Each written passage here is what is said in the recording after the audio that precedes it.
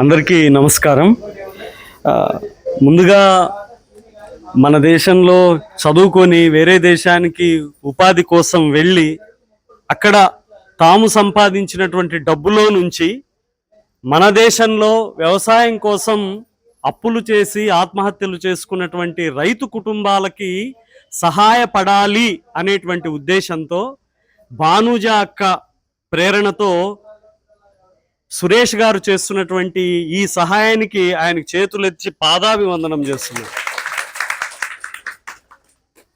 చాలా చాలా గొప్ప విషయం సార్. అంటే ప్రతి కుటుంబానికి ఒక 40,000 రూపాయలు వాళ్ళ ఆత్మస్థైర్యంతో బతకడానికి తిరిగి ఇవ్వనటువంటి సహాయం. బ్యాంక్ లోన్ ఇస్తుంది కానీ మనం తిరిగి కట్టాలి. కానీ భానుజాక రెడ్ సంస్థ ద్వారా సురేష్ గారు చేస్తున్నటువంటి సహాయం తిరిగి ఇచ్చే పని లేదు. నిజంగా మీలో ఒక ఆత్మస్థైర్యం నింపుతున్నటువంటి మీ టీంకు మీకు హృదయపూర్వకంగా కృతజ్ఞతలు తెలియజేస్తున్నాము. తర్వాత ఇందాకే రాజు బాగా మాట్లాడాడు. జీవితం అంటే ఇప్పుడు మామూలుగా మగవాడు లేకుండా ఆడవాళ్ళ పట్ల చాలా జాలి చూపిస్తుంటారు. పుట్టినప్పటి నుంచి పెరిగి పెద్దయి చనిపోయే వరకు కూడా ఆమె మీద విపరీతంగా జాలి చూపిస్తూ ఉంటారు. అయ్యో పాపం ఆడపిల్ల ఎట్లా బతుకుతుంది, పెళ్ళైన తర్వాత భర్త చచ్చిపోయినాడు ఎట్లా చేసుకుంటుంది అనేటువంటి ఈ జాలంతా చూపిస్తూ ఉంటారు. అందుకే రాజు ఒక మాట అన్నాడు, మగవాళ్ళు శారీరకంగా బలవంతులు కానీ మీరు మానసికంగా బలవంతులు అని. అందుకే ఒక పాట పాడాలక నువ్వు అప్పుడు ఒక ముగిస్తావేమో, ఎందుకంటే నేను చెప్పందే అడగందే చెప్పను. నిజంగా అమ్మ మీరు మా అందరికీ కూడా స్ఫూర్తి. ఎందుకంటే మీ భర్తలు వాళ్ళేమి వ్యసనాలకి బానిసలై అప్పులు చేయలేదు. బాగా బతకాలి, కుటుంబాల్ని బాగా చూసుకోవాలి, వ్యవసాయంలో డబ్బు సంపాదించాలని అప్పులు చేసి ఆ అప్పుల దాడిని తట్టుకోలేక చనిపోతే మీరు మటుకు అక్క చెప్పిన విషయం నాకు భలే ఆనందాన్ని ఇచ్చింది. నాకు కూడా ఎప్పుడైనా కష్టం వస్తే నేను మిమ్మల్నే తలుచుకుంటా. అంటే మా భర్తలు చనిపోయినా మీ భర్తలు చేసిన అప్పుల్ని మీరు మీ కాళ్ళ మీద మీరు నిలబడి తీరుస్తున్నారని చెప్పారే, నిజంగా గ్రేట్. మీ అందరికీ కూడా నా భర్త లేకపోయినా నా పిల్లల్ని బతికించుకోవాలి, నా కుటుంబ గౌరవాన్ని కాపాడాలని మీ కాళ్ళ మీద మీరు నిలబడి అద్భుతమైనటువంటి విజయాలు సాధిస్తున్నారు కదా. మీరే మా అందరికీ కూడా ఇన్స్పిరేషన్. నాకు కూడా నా జీవితంలో ఏదైనా ఆపద ఎదురైనప్పుడు, ఏదైనా కష్టం వచ్చినప్పుడు మిమ్మల్ని తలుచుకుంటా. మిమ్మల్ని స్ఫూర్తిగా తీసుకొని నేను కూడా ముందుకు పోతా. అందుకే ఆడవాళ్ళందరినీ ఆకులు పువ్వులు అని చెప్పి, అంటే ఆడవాళ్ళంతా చాలా శృతి మెత్తని వాళ్ళు. ఆకొచ్చి ముళ్ళు మీద పడినా, ముళ్ళు వచ్చి ఆకు మీద పడినా ఆకే నష్టం. ఏమి చేసినా ఏం జరిగినా మీరు భరించండి, మౌనంగా ఉండండి అని చెప్పి అనాదిగా ఈ సమాజం ఆడవాళ్ళని వంటింటి కుందేళ్లుగా వంటింటికే పరిమితం చేసింది. కానీ ఇప్పటి మహిళ అంటే వ్యవసాయంతో మొదలుకొని మాకు ఎవరైనా తోడున్నా లేకపోయినా, అండగా నిలబడకపోయినా బాగా చదువుకుంటాం, ఆత్మస్థైర్యంతో బతికి ఏ స్థాయికి ఎదుగుతామని వ్యవసాయం నుండి అంతరిక్షం ద్వారా అద్భుతమైన విజయాలు సాధిస్తున్నారు ఆడవాళ్ళందరూ. వాళ్ళందరికీ ఈ పాటని అంకితం చేస్తూ చూశానక్క. ఎందుకంటే వితంతువులు ఎవరైనా వస్తుంటే మొత్తం ఆడవాళ్ళే పోండి లోపలికి పోండి, వాళ్ళ ముఖం చూడకూడదని. గుమ్మగట్ట అనే ఊర్లో మా అత్త వాళ్ళ ఊరు, ఒక పెద్ద ఆమె భర్త చనిపోయి చాలా ఏండ్లు అయిపోయింది. ఆమె ఎటువంటిదంటే 5 గంటలకు లేచి రాత్రి 8 గంటల వరకు కూర్చోదు ఆ ముసలామె. నాకు తెలుసు ఆమెకు ఒక 80 ఏండ్ల పైన ఉంటాయి. అంత కష్టపడి పని చేస్తుంది. ఆమె మీద ఏదంటే ఆమె వచ్చిందంటే చాలు, ఈ ముండేలు వస్తుందో, ఎవరైనా పనికి పోతే ఈ ముండేలు వస్తుందో, లేకపోతే ఆమె వస్తుంటే మీరు లోపలికి పోండి, ఇవన్నీ చేసేదంతా ఆడవాళ్ళేనమ్మా. తర్వాత ఇంకొక విషయం కూడా సోదరుడు చెప్పాడు. ఆమె ఎంఆర్ఓ గారు మహిళ. ఇక్కడ భర్త చనిపోయినటువంటి మహిళ పట్ల కనీసం ఒక కనికరం లేకపోతే ఎట్లా? అందుకే మీ సమస్యలు మీకే తెలుసు, మూఢనమ్మకాలతో ఎవరిని కించపరచొద్దని. భర్త చనిపోవడంలో ఆడవాళ్ళ పాత్రేం లేదు కదా. ఆత్మస్థైర్యంతో బతకండి. ఆ విధంగా చేస్తున్న మిమ్మల్ని అందరినీ నిలబెడుతున్న అక్కకు కూడా థ్యాంక్స్ చెప్తూ, వాళ్ళని కూడా పాట వినమనండి. ఇప్పుడు మాట్లాడుకుంటే చెప్పు, పాట పాడతారు అన్న. ఇక్కడున్న ఆడవాళ్ళు నేటి ఆధునిక మహిళ వ్యవసాయంతో మొదలుకొని అన్ని రంగాల్లో, చదువులోను, ఆటలలోను, పాటలలోను, తర్వాత రాజకీయాలలోను తర్వాత అన్ని విషయాలు కూడా నెంబర్ 1 ఎవరంటే ఆడోళ్లే, ఆడవాళ్లే. ఇప్పుడు నీట్ పరీక్ష ఫలితాలు వచ్చినాయి, దీంట్లో అత్యధికంగా మంచి మార్కులు సాధించిన వాళ్ళు ఎవరంటే ఆడోళ్లే.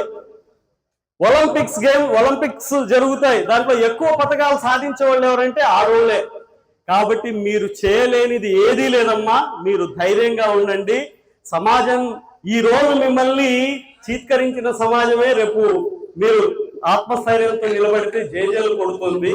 అందుకే మీరు ఆకులో పువ్వులో కాదు ఆది పరాశక్తులు అని సుద్దాల అశోక్ అన్న రాసినటువంటి ఈ పాట. ఆడబొమ్మవో అరటి ఆకువో మల్లె తీగవో కాదమ్మా, ప్రతిభాశోభల పౌరుషమెంతో కలిగిన మూర్తులు మీరమ్మా. నా భర్త లేకపోతే నా కుటుంబాన్ని నేను కాపాడుకుంటాను, నా కుటుంబ గౌరవాన్ని నేను నిలబెడతాను అంటున్నారా? వీళ్ళందరికీ గట్టికి చెప్పండి అవసరం ఉండే మగవాళ్ళందరూ. ఆడబొమ్మవో అరటి ఆకువో మల్లె తీగలో కాదమ్మా, ప్రతిభాశోభల పౌరుషమెంతో కలిగిన మూర్తులు మీరమ్మా. ఆడబొమ్మలో అరటి ఆకులో మల్లె తీగలో కాదమ్మా, ప్రతిభాశోభల పౌరుషమెంతో కలిగిన మూర్తులు మీరమ్మా. ఎప్పుడు పారే నదులను కూడా గంగా యమునలు అంటాము, చదువును ధనమును సగౌరవంగా లక్ష్మి సరస్వతి అన్నాము. చెట్టు చేమ పుట్ట కోనలో అమ్మ గుణాన్ని చూశాము, పొత్తి కడుపులో బిడ్డకు ప్రాణం పోసే మహత్తు మీదేలే. ఎర్రని రక్తము తెల్లని పాలుగా మార్చే మాతృత్వం మీదే, ఎర్రని రక్తము తెల్లని పాలుగా మార్చే మాతృత్వం మీదే. ఏ దేవుడిలో ఇంతటి మహిమలు కన్నులతో మే కనలేదే, ఆడబొమ్మలో అరటి ఆకులో మల్లె తీగలో కాదమ్మా, ప్రతిభాశోభల పౌరుషమెంతో కలిగిన మూర్తులు మీరమ్మా. అమ్మా ఏడొద్దండి, ఈ రోజు మన దేశానికి ప్రథమ మహిళ ఎవరంటే రాష్ట్రపతి. ఆ రాష్ట్రపతి ద్రౌపది ముర్ము గారు కూడా భర్త చనిపోయినటువంటి వితంతు మహిళే. ఆ స్థాయి విజయాలను మీరు సాధించాలా, గట్టిగా నిలబడాలా. నిలబడతారా? శభాష్ అనిపించుకుంటారా? మీకు భానుజాక సురేష్ గారు అందరూ కూడా అండగా ఉంటారు. శభాష్ అనిపించుకుంటారా? పారా పలుగు పట్టి పొలాలను చదును చేసిన చెమటూది, హోరాహోరిగా మగధీరులతో యుద్ధం చేసే దమ్ముంది, కలాపి చల్లిన చేతులతో కంప్యూటర్ నడిపే తెగుంది, విత్తనాలను నాటిన మీరే విమానాలు నడిపించారు, వంట చేసి వడ్డించిన మీరే అంతరిక్షమున గెలిచారు, వంట చేసి వడ్డించిన మీరే అంతరిక్షమున గెలిచారు. మదర్ తెరీసా, కిరణ్ బేడి, మన కరణం మల్లీశ్వరి మీరే, ద్రౌపది ముర్ము, ప్రతిభా పాటిల్, పివి సింధులు మీరేలే, భానుజాలు మీరేలే.